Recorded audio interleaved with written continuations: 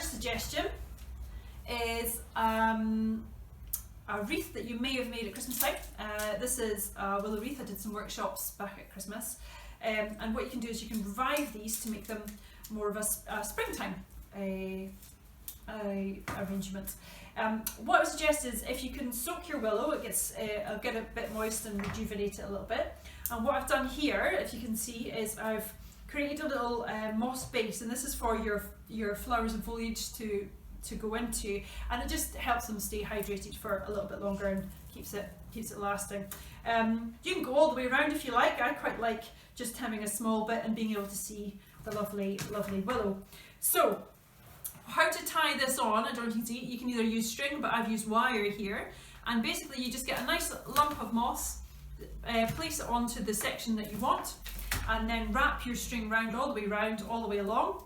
At the end you sort of tie it off so you don't actually see that, which is quite good. Now this is the bit where your creativity kicks in, and you can just add some interesting flowers and foliage that we've had. So what I tend to do is I make up a small arrangement, and that just sort of gets slotted in. So I think a little bit of greenery at the back, some flowers at the front. I've also got some dry things like nigella or allium seed heads, and that just kind of adds a bit of interest as well. So you've got maybe your showstopper flower at the front, a little bit of a pop like that. Now, so these are going to slot into the moss just to get the moist. So what to do is they need just a little bit of a tail, not a massive space. So there's two ways you can do this. You can either individually push them in, or you can take a little bit of your wire string or your string or whatever you've got to hand and make your little arrangement like that. Wrap it round, and then because you've got your wire, just tie this off. Actually, it makes it a little bit easier. Just tie it off. A little bit similar to actually making a wreath. Find your little wire, and then tuck your flowers and foliage in, and then I just sort of tie it round the back. So the moss is there just to act as nice and cool, and I'll just keep your flowers and foliage looking nice and fresh, a little bit like that. I don't like to do too much more, so for example maybe just do another little bit of greenery, foliage and flowers as before for a bit of scent, and a slightly different colour theme on the other side just to show you the different things you can do.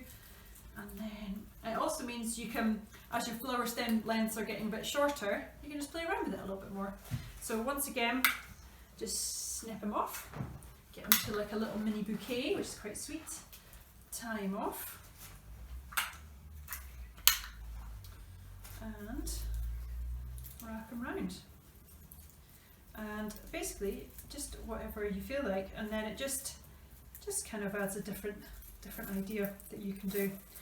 And then if you can either at this point lay that on top, and then you're building up your flowers as you go round, and then you can finish it off. And by doing this, what you're doing is you're hiding your mechanics each time by tucking it into you get your little pull your wire up, tuck your flowers and foliage in.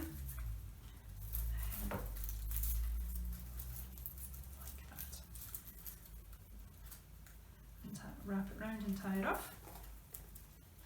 Now for the end section, I'm just going to leave it like that because I quite like that simple adornment.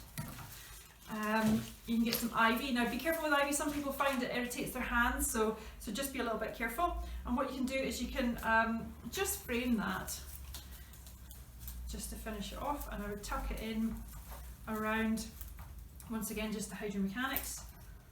And then I would tuck it into some wire here, down below, and just build that up so you're hiding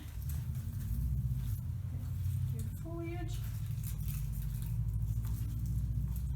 and your mechanics. And maybe something like this. I'm going to undo this. So just a bit of an idea, just to have fun with. They won't last as long as it's in the vase, but yeah, just something else to play around with. So yeah, just enjoy.